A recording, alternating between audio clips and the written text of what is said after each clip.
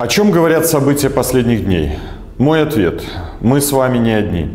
Санкции и уголовная ответственность в отношении представителей режима – это два важнейших инструмента в стратегии народного антикризисного управления. Что происходит на этих направлениях? Первое. Что важно отметить, это решительная и принципиальная позиция литовских министров по ситуации с продолжающимся транзитом грузов Беларускалия через Литву, несмотря на введенные санкции.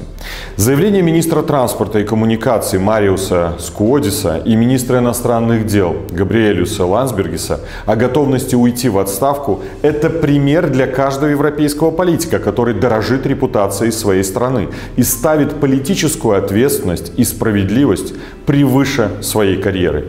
Мы убеждены, Литовская железная дорога и Клайпедский порт должны быть закрыты для грузов режима Лукашенко.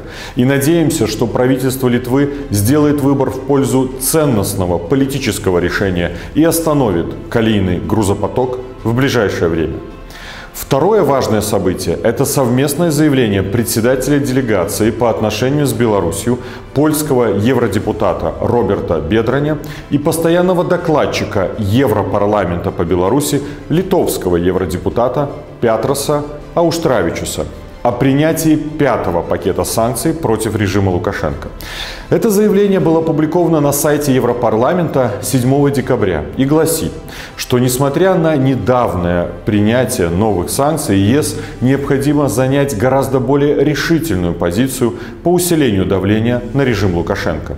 Бедрань и Ауштравичус призвали еще больше усилить целевые экономические санкции с фокусом на ключевых секторах экономики, а также на государственных и частных компаниях, поддерживающих и финансирующих режим Лукашенко. Кроме того, евродепутаты призвали к переходу от поэтапного введения санкций против режима к стратегическому и комплексному подходу, основанному на системном характере репрессий и серьезных нарушениях прав человека в Беларуси. Санкции – это ответственность режима за совершаемые преступления.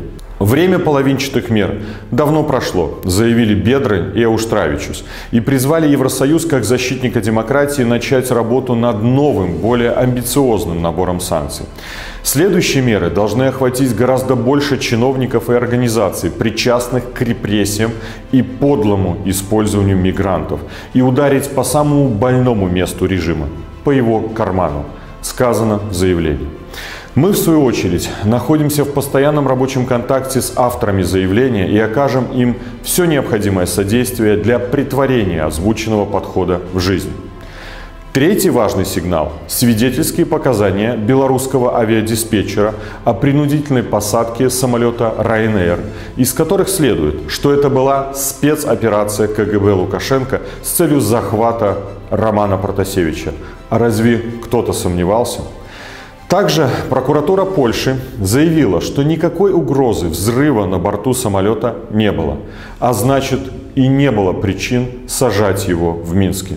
Все это крайне серьезные аргументы для продвижения вопроса по использованию механизма универсальной юрисдикции против режима Лукашенко и признанию его террористическим. Заинтересованность в использовании данного инструмента в ходе нашей встречи 8 декабря высказал и министр иностранных дел Латвии Эдгар Ринкевич. Латвия, к слову, является одной из стран, где уже возбуждено уголовное дело в связи с принудительной посадкой самолета Ryanair, так как в нем находились граждане Латвии. Также об инициативе по формированию коалиции для международного преследования Лукашенко нам недавно сообщил заместитель председателя комиссии по иностранным делам Сейма Польши Роберт Тышкевич. Данная инициатива нашла отражение в резолюции Межпарламентской ассамблеи Польши, Литвы и Украины и является консолидированной позицией парламентариев трех стран. Команда НАО, как вы помните, проводила соответствующую встречу с председателем комиссии по иностранным делам Сейма Польши с участием представителей всех политических партий этой страны. Аналогичную позицию занимает и бывший премьер-министр Литвы, евродепутат Андриус Кубилюс, с которым также встретились на этой неделе. Подход о важности объединения усилий ряда стран по уголовному преследованию за преступления против белорусов и граждан третьих стран был также обсужден в беседе с президентом Польши Анджеем Дудой 9 декабря, а также в ходе встречи 10 декабря с министром иностранных дел Ирландии. Какой вывод можно сделать из всего вышесказанного? Интенсивность событий вокруг санкций против режима Лукашенко и вопроса привлечения его к уголовной ответственности нарастает. Это как снежный ком. Он уже движется и станет лавиной.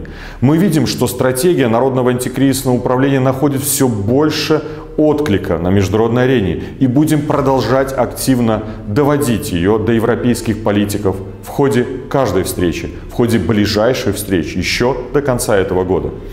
Еще до принятия резолюции Европарламента 7 октября, куда вошли практически все предложения, изложенные в стратегии Народного антикризисного управления, европейские политики заверили нас: для Лукашенко no way back.